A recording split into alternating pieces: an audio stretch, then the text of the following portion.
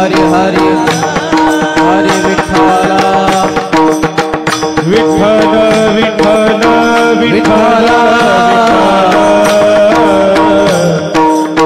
विठ्ठल विठ्ठल विठ्ठल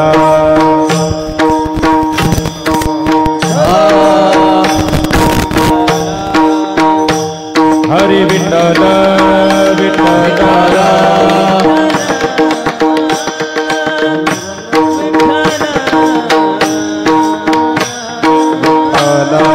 हरी विठ्ठल वरदा हरी विठ्ठल श्री ज्ञानदेव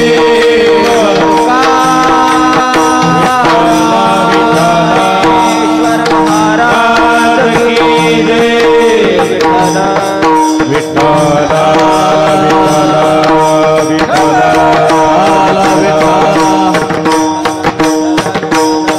हरि विठ्ठल विठ्ठल विठ्ठल विठ्ठल विठ्ठल विठ्ठल विठ्ठल विठ्ठल विठ्ठल कुंडली कवरदा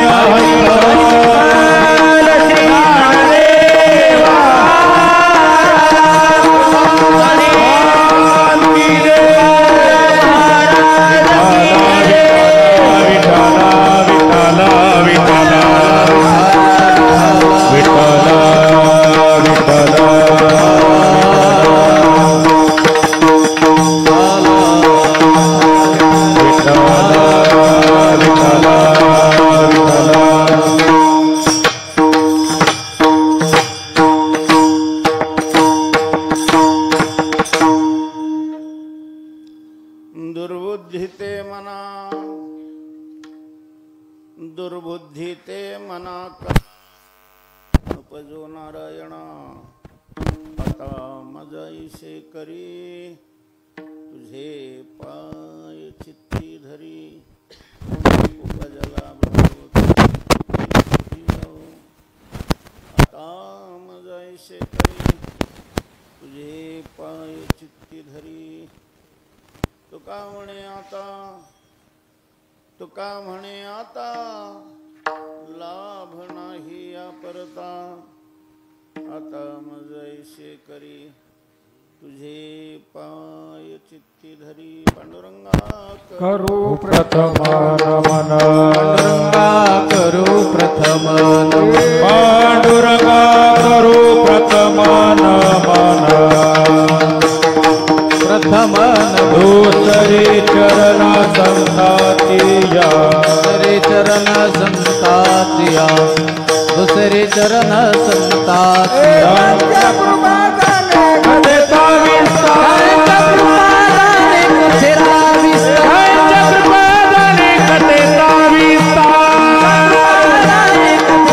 बाबाजी सद्गुरु दास तुका बाबाजी सद्गुरु दास तुका जयांचे केलिया स्मरण होय सकळ विद्यांचे अधिकरण तेचे वंदो श्रीचरण श्री गुरूंचे नमो ज्ञानेश्वरा नमो ज्ञानेश्वरा निवृत्ती उदारा सोपान देवा मस्तक माझा पायावरी या वारकरी संतांच्या दुर्बुद्धी ते मना कदा नुपजो नारायणा आता मजैसे करे तुझे पाय चित्ती धरी श्रीवंत श्री जगद्गुरु तुकोबाराय देवाकडे मागणी करतात विठ्ठल विठ्ठल विठ्ठल विठ्ठल विठ्ठल हरी विठ्ठल विठ्ठल विठ्ठल विठ्ठल विठ्ठल हरी विठ्ठल मागणी करत असताना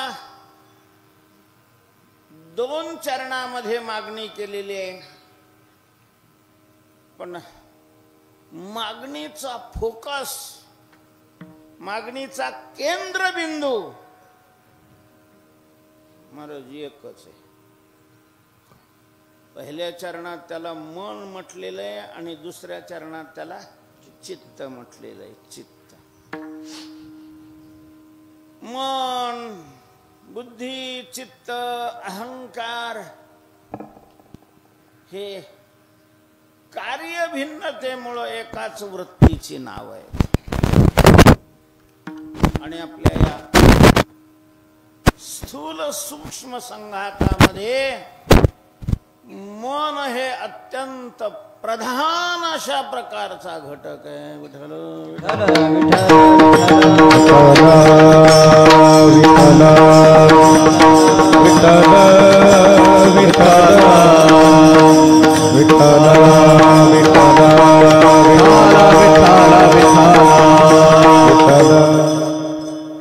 म्हणून परमार्थ करणारी जी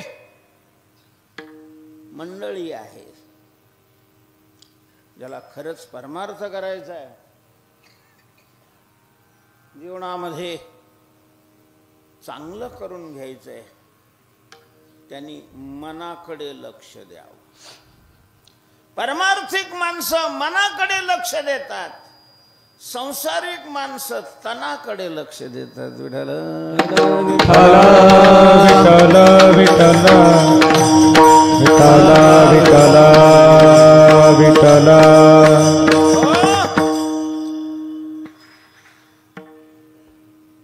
कारण मनच असा एक घटक आहे की तोच जन्म मृत्यूच्या फेऱ्यामध्येही फिरवणारा आहे. आणि मनच हा घटक आहे की तो त्याच्यातून मुक्त करून आनंद स्वरूप बनवणारा. तुका म्हणे मन उतरी भावाचे, तुका म्हणे मन उतरी भावाचे,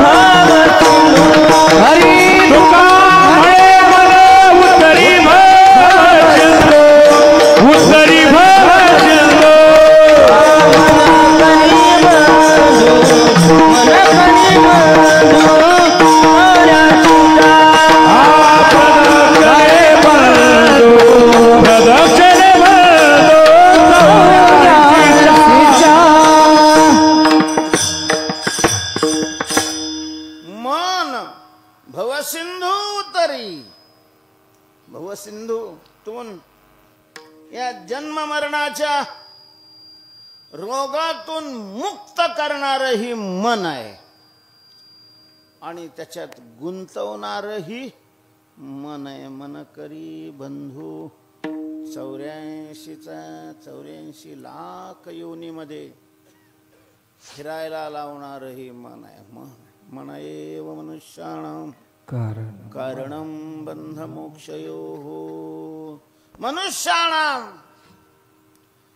बंध मोक्षयोः कारणं मनः.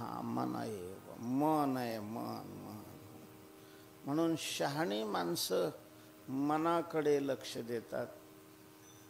मनाकडे लक्ष द्यावं. पारमार्थिक माणसांनी कुठलीही गोष्ट करत असताना त्याचा मनावर काय परिणाम होईल याचा विचार करावा. विठ्ठल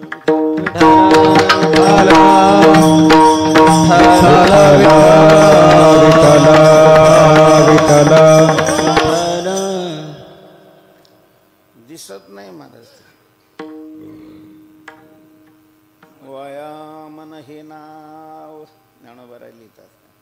व्यर्थ अशा प्रकारचं त्याला मन. एखादी वस्तू असेल, एखादी व्यक्ती असेल, त्याला नाव दिलं तर काय त्याला मन म्हणावं. कल्पनाची सावेव. नुसती मूर्तिमंत काय आहे? कल्पना आहे. कल्पना मन म्हणजे. पण महाराज त्याचा प्रभाव हा आहे की जयाचे निसंगे जीवदशा वस्तू परमात्म्याला जीव मनवण्याचं सामर्थ्य आहे त्याच्यामध्ये. सच्चिदानंद स्वरूप असणारं तत्व, पण ते जीव होऊन 84 लाख योनीमध्ये दुःख भोगीत फिरू लागलेले. ते कोणामुळं? या मनामुळे. मनामुळं. विठ्ठल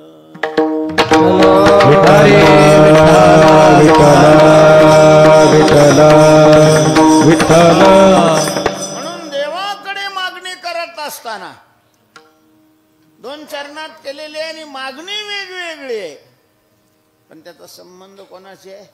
मनाशीच अशा प्रकारचा आहे. मनाशी. मनाशी. पहिल्या चरणामध्ये आपण काल चिंतन केलं.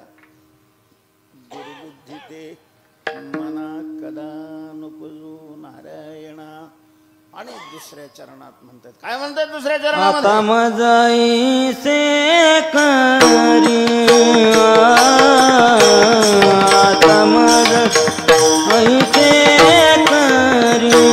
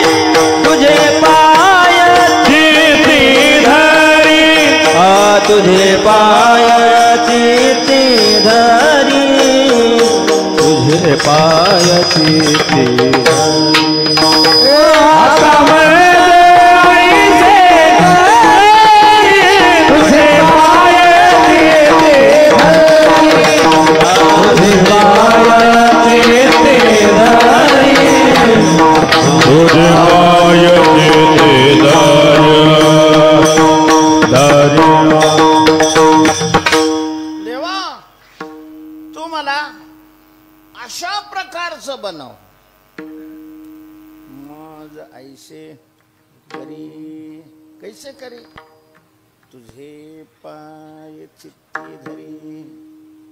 तुझे पाय मी चित्तामध्ये धरून राहीन अशा प्रकारचं लायक तू मला बनव. तुझे पाय चित्ती धरी. पहिल्या चरणामध्ये दुर्बुद्धी ते म्हणा म्हटलेलं आहे आणि दुसऱ्या चरणामध्ये तुझे पाय चित्ती. म्हणजे कोणती तरी मागणी करायची म्हणून ती मागणी अगोदर ही मागणी नंतर केली आहे की त्यामध्ये काही कार्यकारण भाव संबंध आहे? महत्वाचे आहे. ज्ञानोबऱ्यांनी सुद्धा निवृत्तीनाथ महाराजाकडे पसायदान मागत असताना पहिली मागणी केलेली आहे, जे खळाची व्यंकटी सांडो आणि नंतर मग तया सत्कर्मी रती वाढो. अगोदर व्यंकटी सांडो आणि मग सत्कर्मी रती वाढो.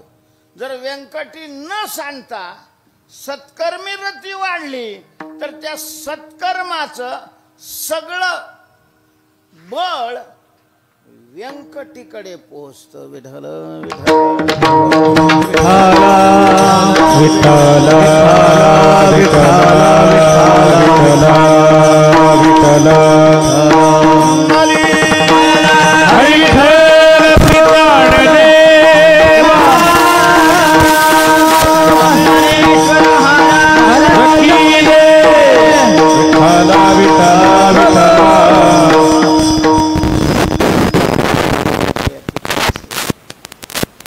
शेतामध्ये सुद्धा पिकाला खत पाणी हे त्याच्या वाढी करता बळकटी करता गरजेचं असतं.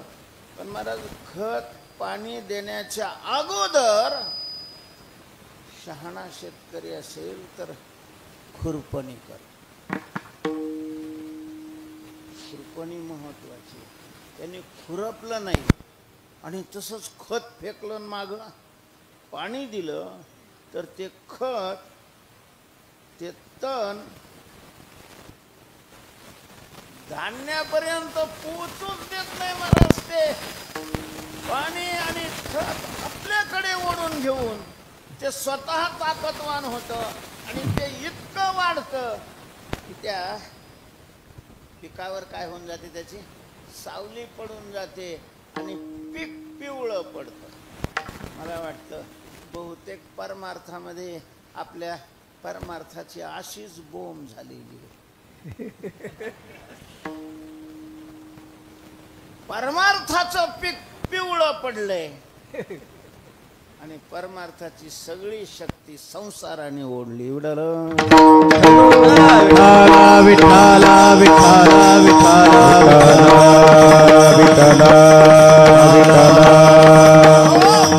म्हणून तुकोबाराय साधकांना समाजाला सांगत असताना महत्वाचं सांगतात. भावे गावे गीत, पण त्याच्यानंतर त्याचे नियम सांगितलेले आहेत.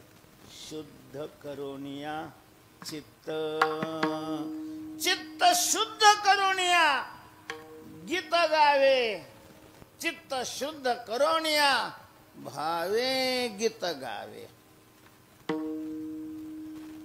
चित्त शुद्ध सेवा देवाची, शुद्ध सेवा देवाची, चित्त शुद्ध सेवा देवाची. भावे तारी दंभरून ठेवा, चित्त शुद्ध सेवा देवाची हे, चित्त शुद्ध सेवा.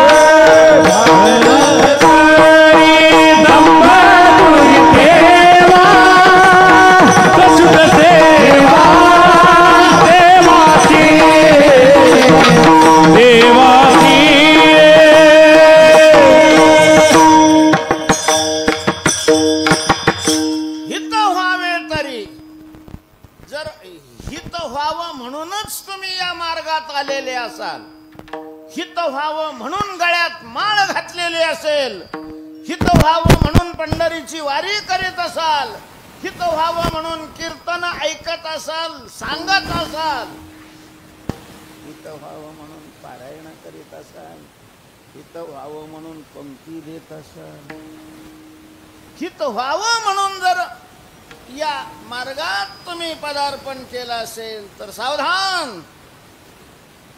चित्त शुद्ध करा अगोदर आणि मग देवाची सेवा करा. अगोदर चित्त शुद्ध करा आणि मग काय करा, देवाची सेवा.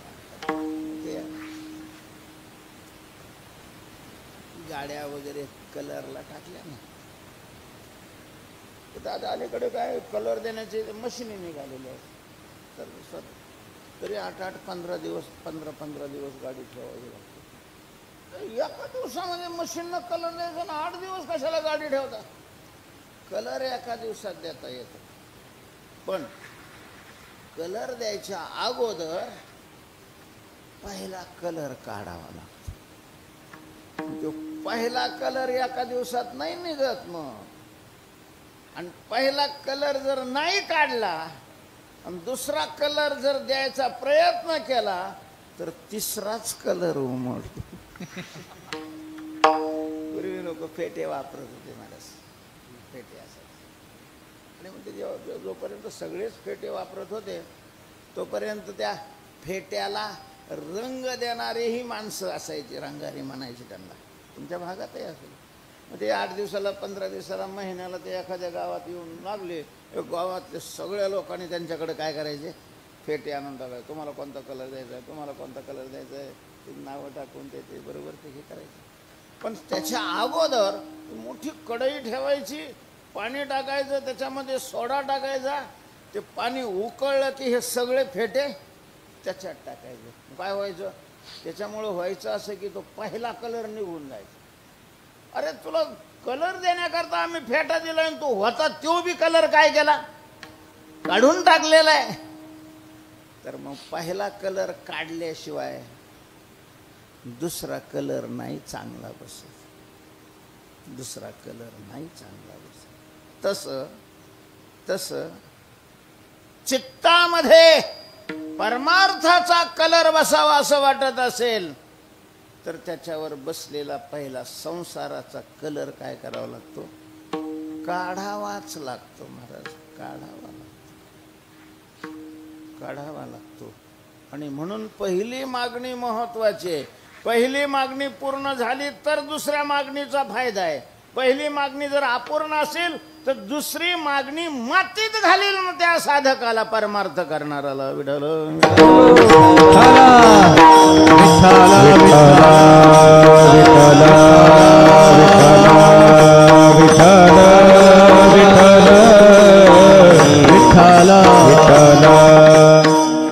अशा हे समूळ खणून काढावी तेव्हाची गोसावी व्हावे, तेने नाही तरी सुखे असावे संसार. फजिती त्याची फजिती होते असं म्हणतात. तेव्हा दुर्बुद्धी आणि दुर्बुद्धीचं चिंतन करत असताना आपण केले, भगवत प्राप्ती सोडून इतर अशा प्रकारची बुद्धी सगळे कशात मोडली जाते, दुर्बुद्धी. महाराज आपल्या संतांनी स्वर्गाला जाण्याच्या इच्छेनं यज्ञ करणारे सुद्धा दुर्बुद्धी मानलेले आहेत.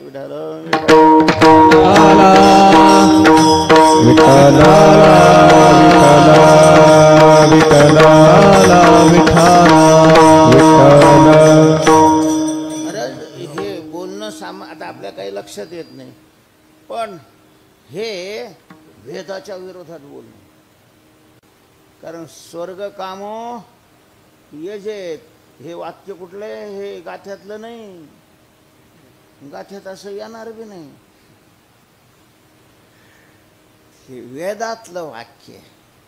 स्वर्गाला जायची इच्छा असेल तर यज्ञ करा, शतमक संपत्ती स्वर्गीचे असं म्हणणारे ज्ञानोबा आहे.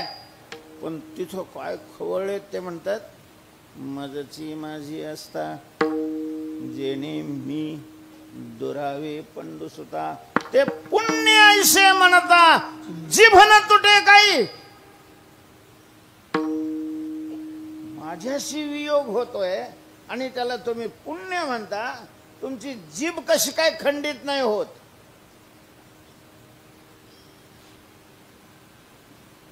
म्हणून तिथं जाण्याची बुद्धी सुद्धा दुर्बुद्धी आहे. अरे संतांनी देवाकडे प्रार्थना करत असताना ही केलेली आहे. तेथे दूषित धनी जडो देसी, तेथे दूषित धनी जडो देसी, तेथे दूषित धनी जडो देसी. पदे दुखाती चिरागे, तेथे दूषित धनी जडो देसी, तेथे दूषित धनी जडो देसी.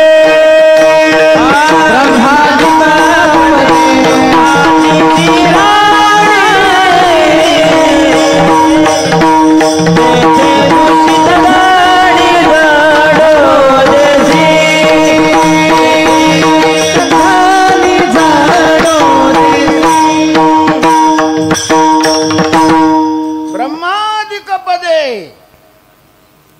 ब्रह्मदेवाचं पद. ब्रह्मदेव म्हणजे सोसायटीचा चेअरमन नाही महाराज. ब्रह्मदेव मंत्री आहे. फार मोठं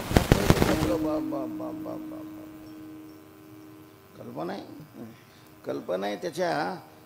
याच्या आधिपत्याखाली किती कारखाने असतील. सगळ्या सृष्टीतल्या शरीराच्या निर्मितीचं काम त्याच्याकडे आहे. तर शरीर एक म्हणलं तरी पार्ट किती आहे हो त्याच्यामध्ये.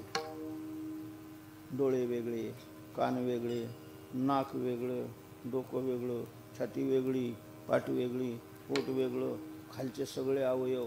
बरं सगळ्याचे सारखे नाही ना. पुन्हा कंपनीचं काय एक बल्ब काढला की कोणत्याही गाडीला लागतो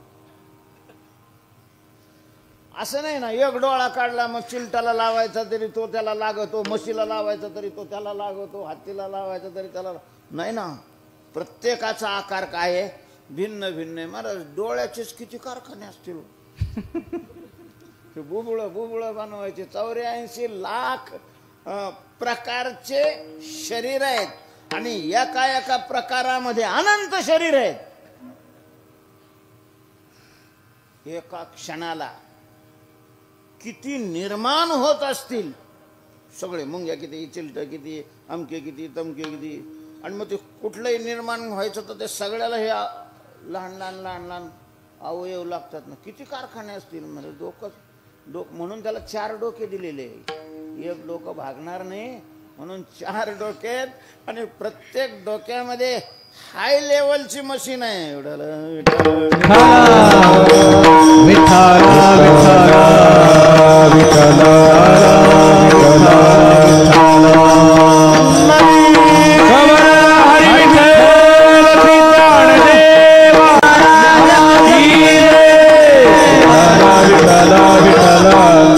त्याला देव चित्तात धरायचा आहे आणि दुःखावर विजय मिळवायचा आहे.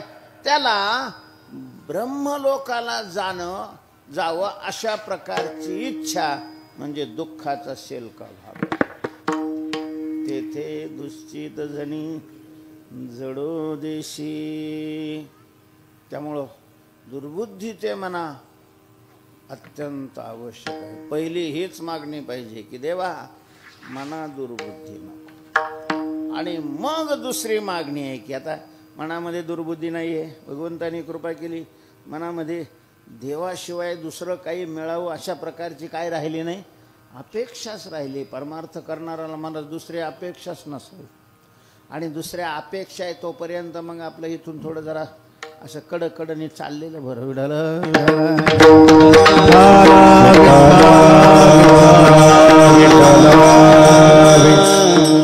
परमार्थाची साधनं जर आपण संसाराची साधनं केली तर परमार्थाला साधनच नाही राहणार ना. सर्व संसारात किती काही साधन आहे. पैसेच कमवायचे असतील तर किती अशा प्रकारची साधनं संसारामध्ये, अनंत अशा प्रकारची साधनं आहे. कितीही साधनं आहे ना ती करावी. परमार्थाची साधनं जर इकडं पैसा करता वापरली परमार्थाला काय, उद्धाराला काय साधन राहिलं. म्हणून दुर्बुद्धी ते म्हणा. आता मनात दुसरी कसलीच अपेक्षा नाही. भगवत प्राप्तीची अपेक्षा आहे, दुःखावर विजय मिळवण्याची अपेक्षा आहे, कल्याणाची अपेक्षा आहे. आणि मग ती भगवत प्राप्ती, ते कल्याण, ते जन्ममरणाची निवृत्ती, तो दुःखावर विजय, तो मृत्यूवर विजय मिळवण्याकरता मुख्य अशा प्रकारचं साधन त्याच्यातही भगवंतानी सहकार्य करावं अशी तुकोबाराय प्रार्थना करतात. आणि ते साधन आहे तुझे पाय चित्ती धरी. तुझे पाय चित्ती धरी. देवा मला अशा प्रकारचं लायक बनव, सक्षम बनव, अधिकारी बनव, योग्य बनव की मी तुझे पाय माझ्या चित्तामध्ये काय करन, धारण कर. आता मला वाटत देवाचे पाय चित्तात धारण केल्यावर काय होईल नाही का. देवाचे पाय जर चित्तात धरले ना तर सगळंच होतं. तेणे झाले सकळ काम, तेणे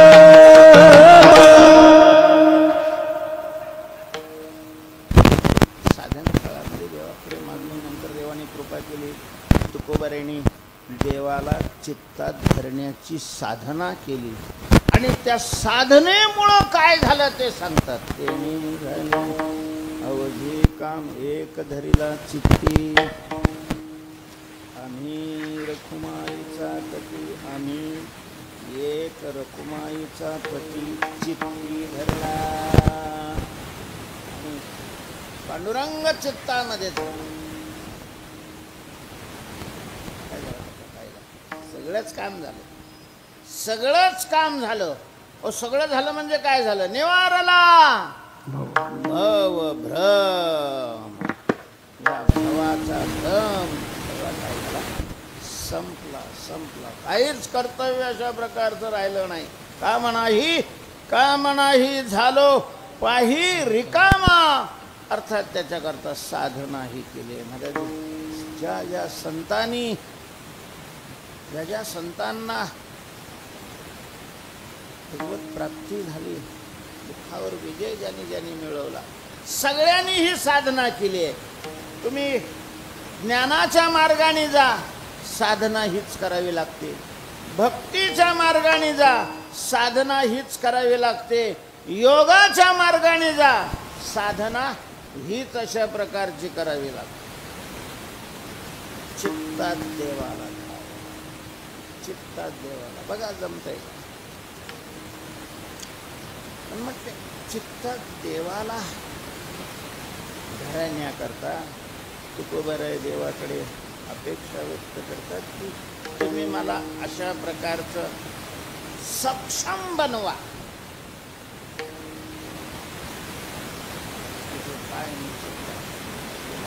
चित्तात देवाचे पाय जर धरायचे असतील तर कशी तयारी लागते, काय लागतं नेमकं? चित्त तर आपल्याजवळ आहे, ज्याचे पाय धरायचे तोही आहे. मग अडचण काय आहे? त्याच्याकरता देवाकडे तुकोबराय मागणं का करतात? देवाचे पाय चित्तामध्ये धरायचे. बरं, देवाचे पाय चित्तामध्ये, चित्तात कसे काय धरायचे बघा? आता चित्त कुठं असतो? आपलं चित्त कुठं आहे? कानात आहे का डोळ्यात आहे?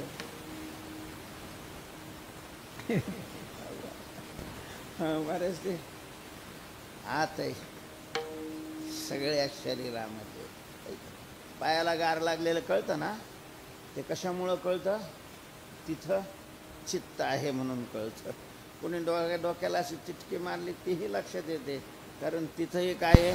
चित्त आहे. जेवढं शरीर आहे तेवढं अशा प्रकारचं चित्ताचं परिमाण असतं, म्हणून त्याचं मध्यम परिमाण मानलेलं आहे. संकोच विकासवा नाही. हत्तीच्या शरीरात गेलं तर ते हत्तीच्या शरीरा एवढं होतं. हत्तीपेक्षाही मोठे मोठे प्राणी आहेत महाराज. जलचर प्राणी हे फार मोठे मोठे, तुमच्या गावा एवढेले एक प्राणी समुद्रामध्ये जहाज उलटे टाकतात. त्यांच्या शरीरामध्ये त्यांच्या शरीरा एवढं चित्त होतं. मुंगीच्या शरीरात गेलं तर ते मुंगीच्या शरीरा एवढं अशा प्रकारचं होतं. तेव्हा शरीरात चित्त आहे. आणि आता ते चित्तात पाय धरायचे म्हणजे देवाचे पाय कसे काय ते आत न्यायचे. पाय धरायचे म्हणजे एक तर चित्त बाहेर जायला पाहिजे, नाहीतर पाय आत जायला पाहिजे.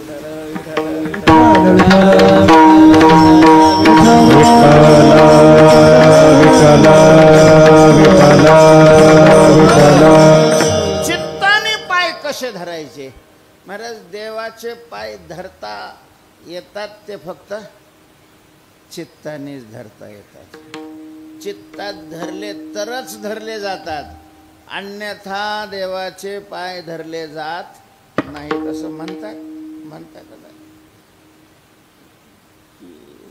वाघिणीचं दूध जर धरायचं असेल तर त्याला पात्र कशाचं लागतं?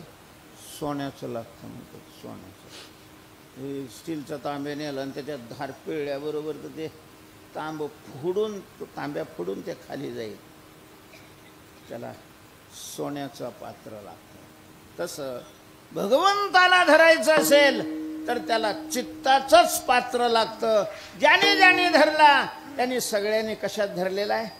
चित्तामध्ये धरलेला आहे. जनाबाई महाराज सांगतात, हृदय बंदी खाना केलात विठ्ठल कोंडिला आत विठ्ठल कोंडिनात विठ्ठल कोंडिला हृदय बंदी खाना केलात विठ्ठल कोंडिला हृदय बंदी खाना केलात विठ्ठल कोंडिला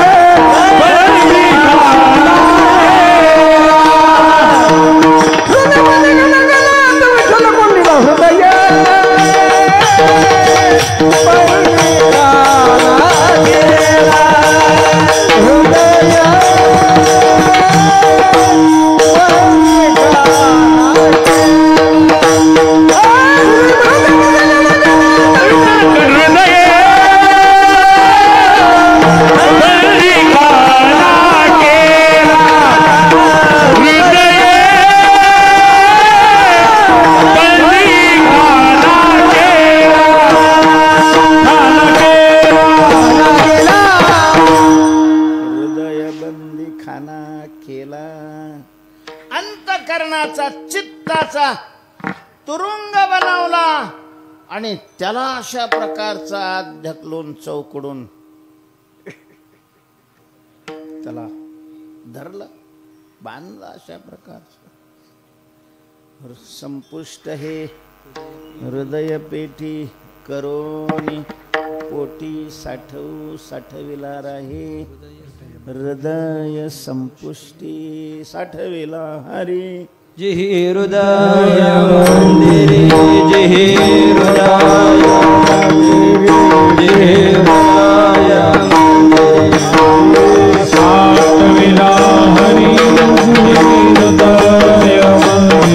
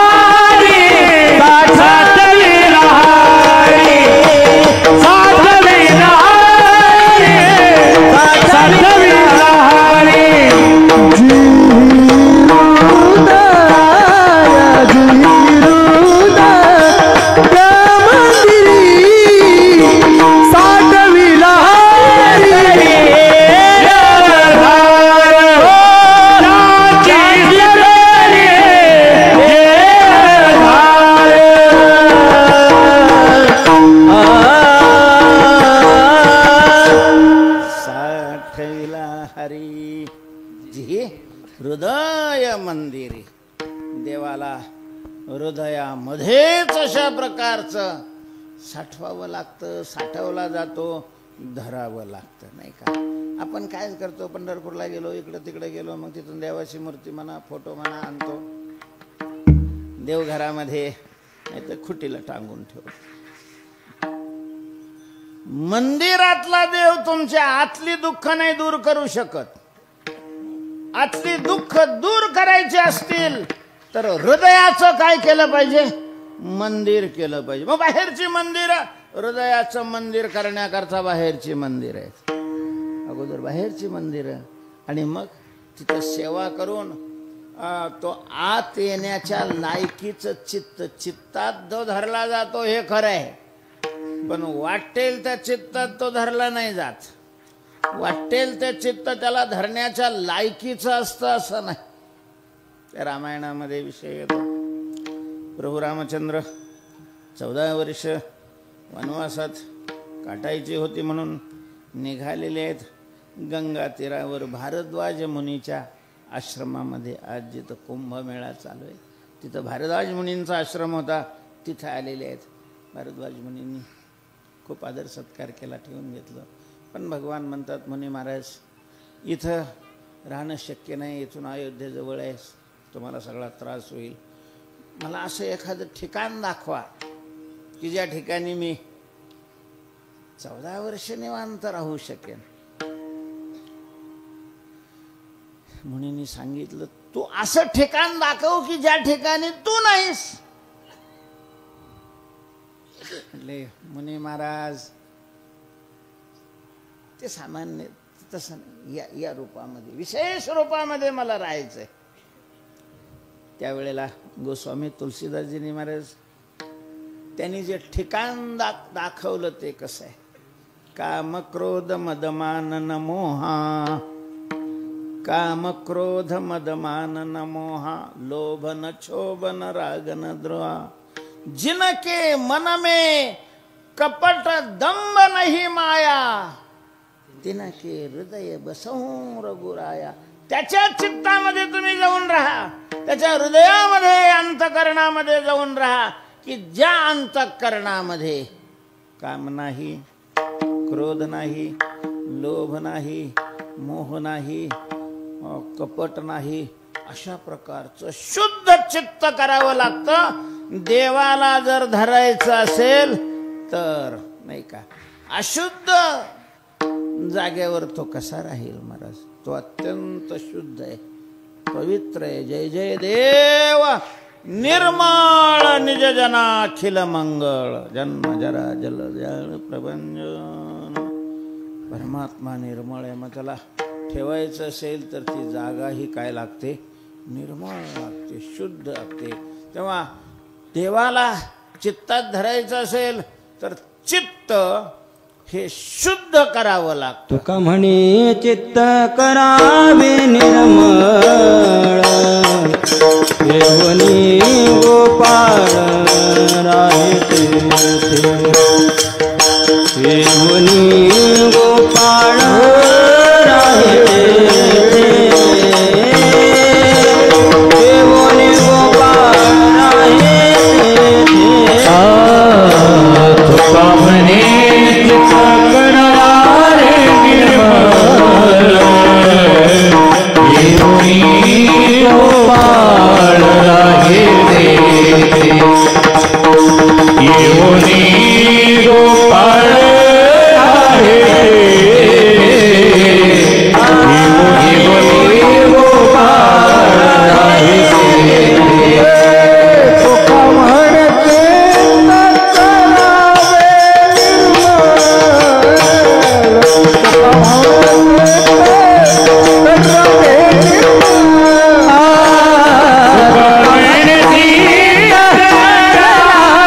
निर्मळ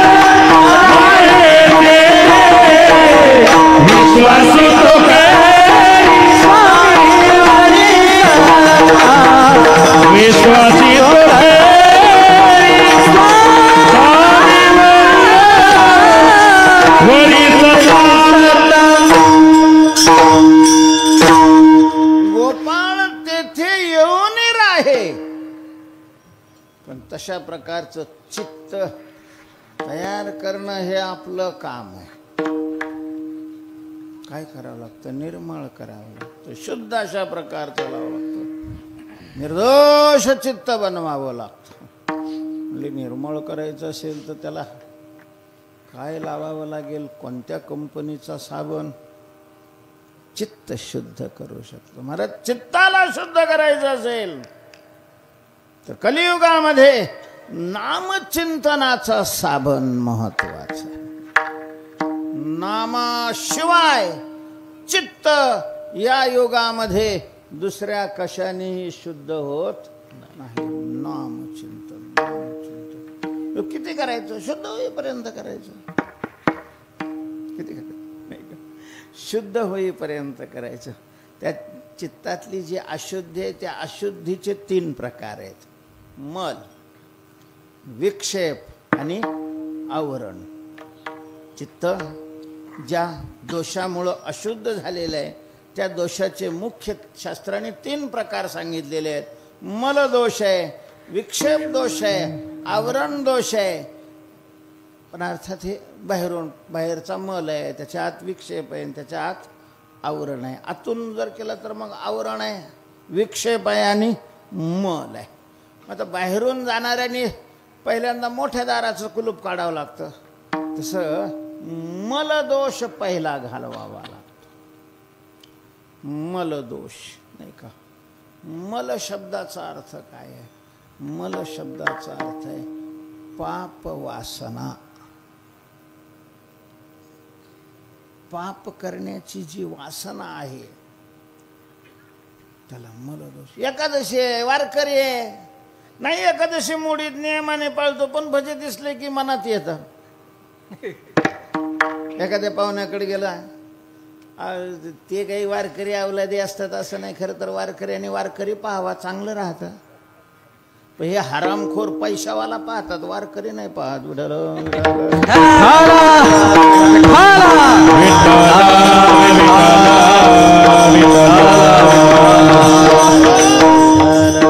नेमकं गेलं तर पाहुणे आले म्हणून त्यांनी स्वयंपाक पुरणपोळी असं राजा स्वयंपाक होता, भजे काय, कुरवड्या काय, नामके काय, भला स्वयंपाक केला आणि बसावं म्हटले. मला एकादशी आहे असा चिडतो महाराज, एकादशीला शिव्या देतो. आजच कशाला आली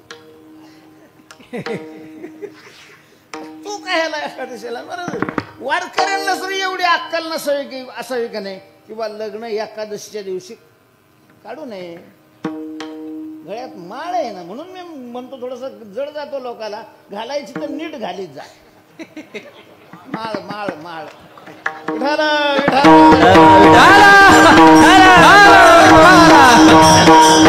एकादशीच्या दिवशी अन्न खाणं पाप नाही, खाऊ घालणं सुद्धा काय आहे? पाप आहे. खाणं तर पाप आहेच.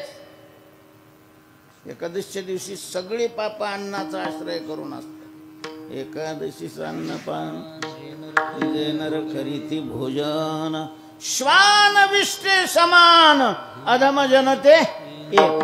पण खाऊ घालणं सुद्धा. महाराज, एकादशी विषयी कशी निष्ठा असावी हे जगाला कळावं म्हणून भगवंतांनी नेमकी एकादशीच्या दिवशी वृद्ध ब्राह्मणाचं रूप घेतलं आणि नामदेवाच्या घरी काठी टेकीत. ए अरे बाबा, कोण आहे घरी? नामदेवराव, नमस्कार नमस्कार नमस्कार, या बाबा बसा. काय? अरे आग पडली पोटामध्ये, खायला दे काही. नामदेवरायांनी सांगितलं, बाबा आज एकादशी आहे, साबुदाण्याची खिचडी देऊ? नाही रे, मला नाही ती पचत, बगर आवडत नाही, शेंगदाणे चालत नाहीत, फराळाचं नाही, मग भाकरी दे ना. म्हटले, बाबा आज एकादशी आहे ना, एकादशी दिवशी अन्न खाऊ नये. तू नको खाऊ, मला खायचंय ना, मला करून दे ना. त्यांनी सांगितलं, बाबा आम्ही वारकरी आहोत आणि असे डुप्लिकेट नाही वारकरी आम्ही.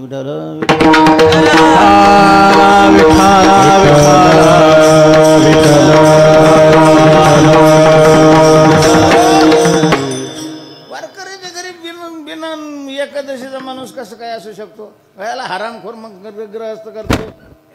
फुकून दे ना काडी लावून. घरात तुझ्या एकादशी करायची नाही जवळ नाही मी मरायला आणि बाबा नाही मी मरतोय म्हणजे मेली तर दिंडी काढीन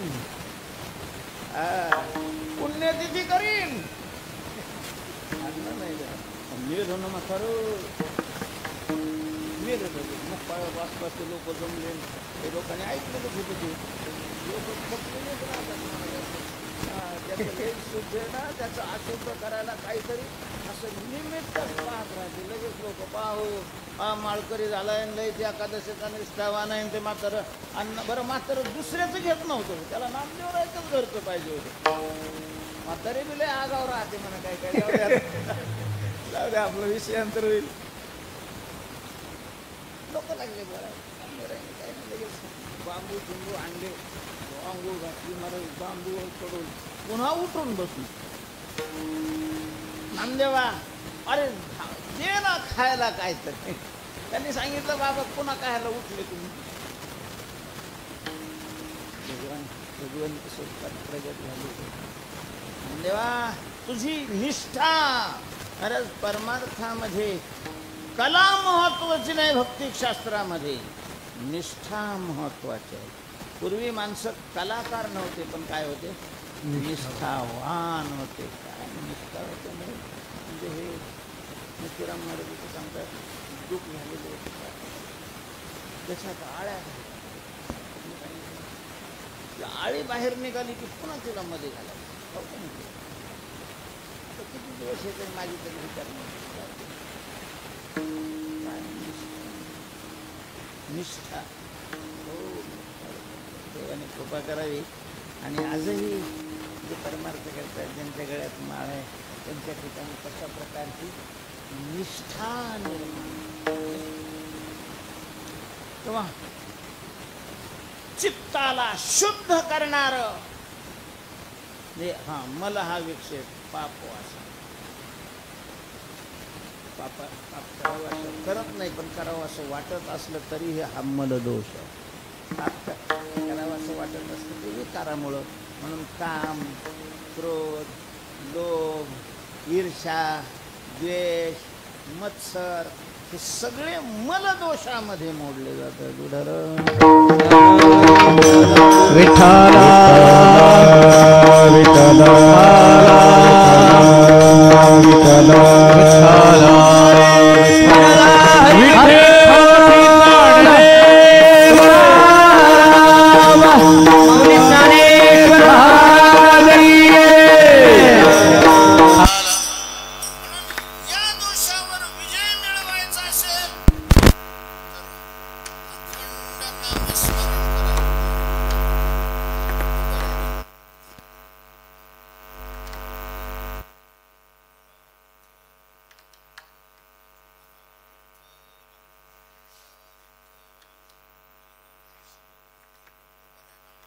करत होते. तोंडाने करत असलेलं ते चित्तात गेलं. चित्त त्याच्यात रंगलं. चित्तातून सगळे ते संस्कार शरीरामध्ये पसरले. महाराज तुकोबाऱ्यांचा पाय ज्या जमिनीला लागायचा त्या जमिनीतून विठ्ठल विठ्ठल विठ्ठल अशा प्रकारचा ध्वनी निघायचा. सीतामाता प्रभूचं नामस्मरण करायचे. ज्या वेळेला सीता शोधाला ही सगळी मंडळी जी निघाली मंत्र्यांनी सांगितलं की वा आम्हाला सीतेचा शोध करण्याकरता पाठवताय तुम्ही खरं पण आमच्यापैकी सीता कोणी पाहिलेली नाही. ही अमकी बाई सीता आहे हे आम्ही कसं काय बरं नाव आता किती काही राहतात. आता सीता नावाची दुसरी बी कोणती असेल ना. आता ही तुमची अर्धांगिनी आहे हे आम्ही कसं ओळखायचं. खून काय आहे तिची भगवंतांनी सांगितलं. महाराज भगवान म्हणतात की सीता माझी पत्नीच आहे असं नाही. ती माझी काय आहे भक्त आहे भक्त. आणि भक्त महाराज पदोपदी विठ्ठल वाचा तया काहीचा संसार अखंड भगवंताचं चिंतन. तुला जिथं संशय येईल की ही सीता आहे का ती ज्या ठिकाणी बसलेली आहे तिथल्या भिंतीला कान लावायचा. तिथल्या जमिनीला कान लावायचा. त्या झाडाला कान लावायचा. सीता असेल तर ती भिंत विठ्ठल विठ्ठल राम राम म्हणत असेल. म्हणजे जडावर म्हणजे जनाबाईंच्या गौऱ्या, ज्या गौरीला जनाबाईचा हात लागलेला होता ती गौरी काय म्हणत होती? थोबाड नाही म्हणत आमची थोबाड. माळा घातलेली आहे. ज्यांचा स्पर्श झाला तर गौरी विठ्ठल विठ्ठल केवढी साधना केली असेल, कशी साधना केली असेल. म्हणजे तुकोबारे सकाळी पूजा आटोपली, पांडुरंगाचं मंदिर होतं, पूजा करायची. पूजा आटोपली की विना घ्यायचा, चिपळ्या घ्यायच्या एकांतामध्ये. मग ते जिथं जायचे ते 2-4 ठिकाणं होती. कधी इंद्रायणीच्या तीरावर बसायचे एकांतामध्ये, कधी भंडारा डोंगरावर जायचे, कधी भामचंद्रावर जायचे, तर कधी घोरड्यावर जायचे. घोरडा देऊच्या दक्षिणेला, भंडारा उत्तरेला, भामचंद्र त्याच्यापेक्षा किती काही लांब अशा प्रकार.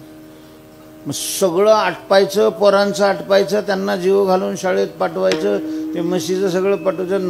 मग भाकरे घ्यायचे आणि जिजामाऊलीने निघायचं. 12-1 वाजायचं. बरं त्यावेळेला काही नाही, हॅलो कुठं आहे तुम्ही.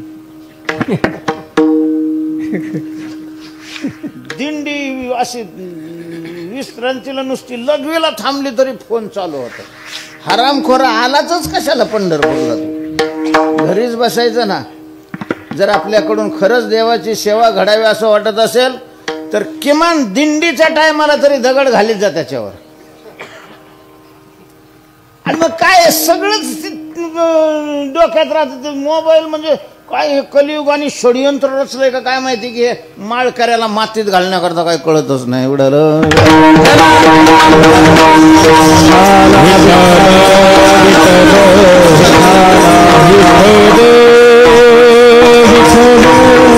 आमच्याकडे पोरं आहेत नाही, मधुकरीचं खाता, सुकरीचं खाते. आणि त्यांच्या हरामखोर आईबाप 15-20 हजाराचे मोबाईल त्यांना देते. त्याला कशाला अभंग पाठ करावं लागत आहे, त्याच्यातच पाहते. त्याच्यात काय नाही, मोबाईलमध्ये काय नाही असं वाटतंय. एवढं पुण्य असतं का आपलं की त्याच्यातलं चांगलंही आहे त्याच्यात, नाही असं नाही, पण चांगलंच आहे असं नाही ना. पाठ चालू असलं, प्रवचन माग बसलेली तिथं मोबाईल कडून त्याच्यातलं हे पाठ राहत. मात्र खुश असतं आमचं वर्ग वाळ्यानं दिलाय. काय काही दिवे लावतं हे बघ ना जरा.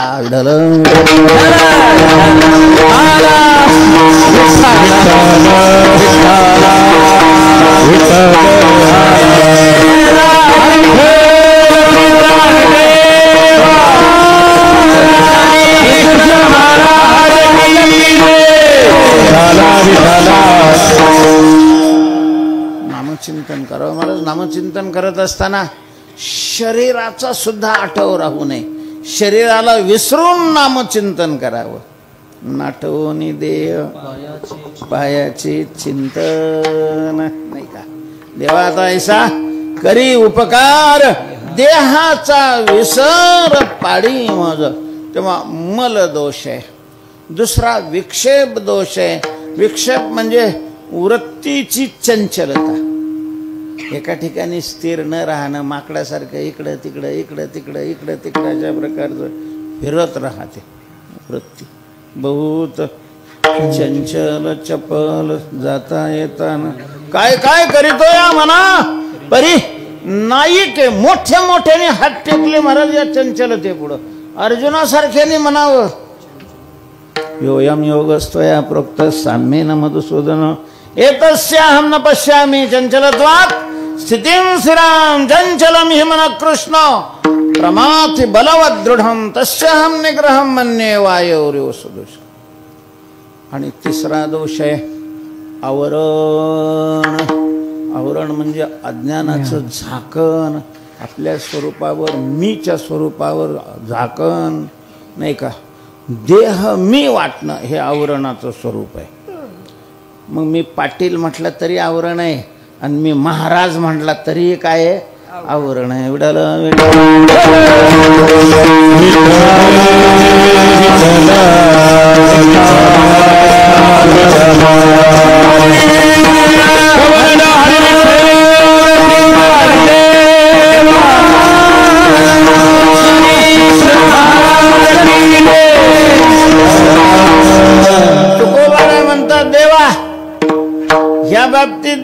जगाचं सगळं ओझ तुझ्या पायावर घालतोय.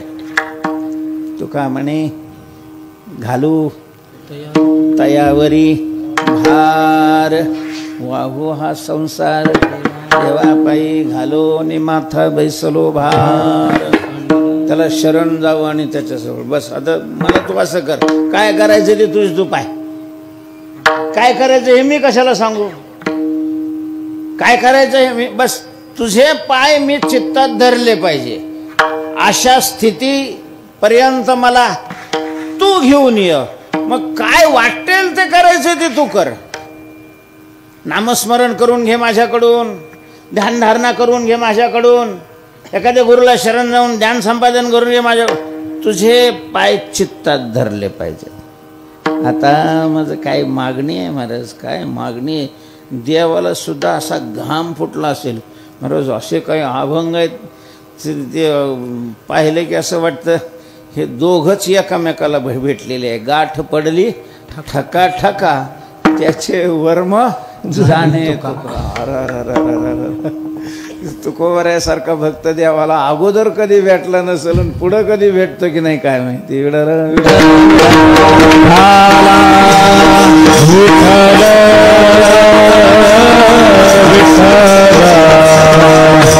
त्याला आपलं कल्याण करावं असं वाटतं. त्याने गाथा नुसता वाचावा नाही, वाचावा, समजून घ्यावा आणि त्याप्रमाणे आपलं जीवन बनवावं. नुसतंच वाचून आणि चाली लावून त्याच्यावर कीर्तन करून काय फायदा आहे महाराज, काय उपयोग नाही. जीवन तसं बनणं महत्वाचं आहे. नुसतं म्हणलं तर ठीक आहे, पुण्य होईल, पण ते नुसते पुण्य काय कामाचं आहे. त्याच्यामुळं काही लगेच उद्धार थोडी होणार आहे. तेव्हा तुकोबारे म्हणतात देवा तुम्हाला असं बनाव, असं कर, आता मग ऐसे करी. काय करायचं ते कर, तुला जे करायचं ते कर, आता तुझं कळेल ते करी. तरीशी तरी तारी नारी जवळे अथवा दुरी दरी तुझे पाय. आता देवाचे पाय चित्तात धरायचे. देवाचे पाय म्हणजे चित्तात बसले पाहिजे ना आपण. मला चित्त बी लहान नाही. तुम्हाला माहिती आहे संतांना महात्मा म्हटलं जातं. महात्मा म्हणतात तर तिथं आत्मा जो शब्द आहे तो सच्चिदानंद स्वरूप तत्वाला उद्देशून आत्मा शब्द नाही आहे. तिथं आत्मा शब्दाचा अर्थ चित्त आहे. महान अशा प्रकारचं ज्यांचं चित्त आहे, चित्त मोठं असतं म्हणून त्यांना महात्मा म्हणतात. नाही का? व्यवहारामध्ये सुद्धा गांधींना काय म्हटलं जात होतं, महात्मा म्हणतात. आणखीन आपले जे बोले महात्मा महात्मा म्हणतात. लहान आत्मा कोणाचा मोठा आत्मा नाही राहत. आत्मा निर्विकार आहे, लहानही नाही आणि मोठाही नाही, जसा आहे तसा आहे तो. मग चित्त लहान असतं, संकोचित चित्ताची काही काही माणसं इतकी संकोचित. महाराज पूर्वी माणसं होती खटल्याची घर असायची, 4 भाऊ, त्यांची पोरं, त्यांच्या सुना, त्यांचे पोरं.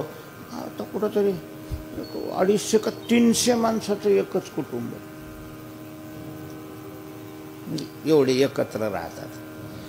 त्यांच्यातला जो मुख्य असतो त्याचं चित्तही मोठं असतं. महाराज कपडे आणायचे सगळ्याला सारखं, आणि स्वतःच्या पोरालाही तसंच आणेल, भावाच्या पोरालाही तसंच आणेल. महाराज इतकंच नाही, गडी जरी असला तरी त्याच्या पोराला आणायचं असेल तर तोच कपडा आणेल. दया करणे जे पुत्रासी तेची दासा आणि दासी, हे चित्त मोठं असण्याची लक्षण आहे. क्षुद्र चित्ताची माणसं भात करायला लागला तरी घरच्या करता वेगळा तांदूळ, पाहुण्या रावळ्या करता वेगळा तांदूळ, गड्या करता वेगळा तांदूळ. संकोचित अशा प्रकारचे. तेव्हा चित्त विकसित झालेलं आहे. चित्त अशा प्रकारचं विकासाला मोठेपणाला प्राप्त झालेलं आहे. त्यांना महात्मा म्हटलं जातं. तर चित्त किती मोठं होऊ शकतं, किती मोठं होऊ शकतं महाराज. भगवत स्वरूपाला गौसनी घालू शकतं इतकं चित्त मोठं होतं. विठ्ठल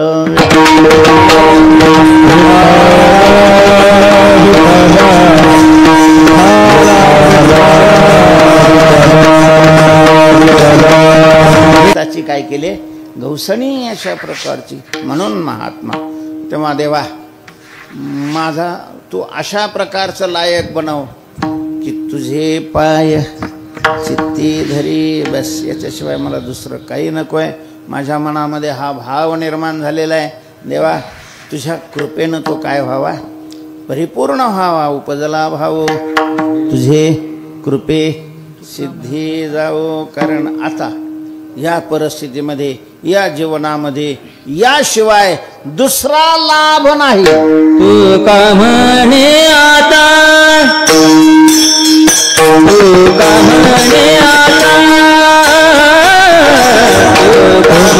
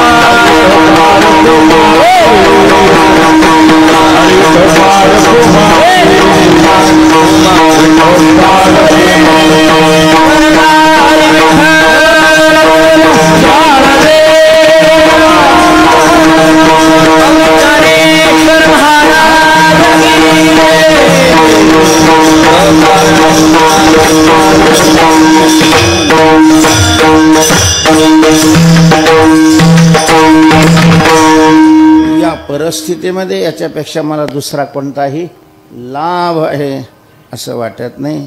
तेव्हा देवा आमच्यावर कृपा कर.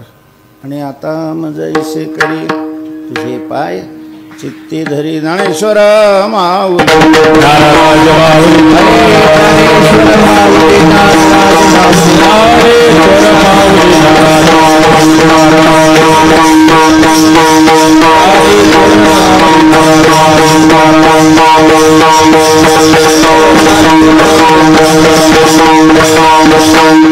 Thank you.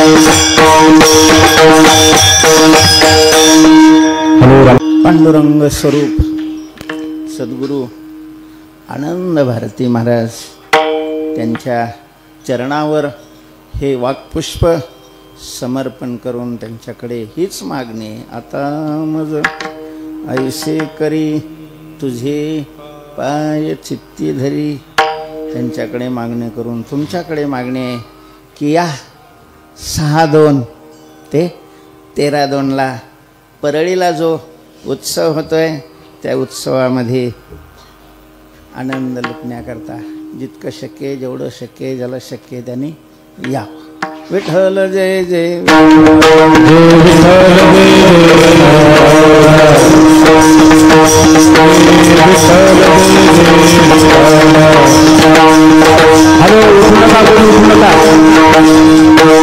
आपल्याला उत्सव करायचा आहे. सर्व भक्तमंडळाला कवरदा हरी विठ्ठल श्री ज्ञानदेव तुकाराम माऊली ज्ञानेश्वर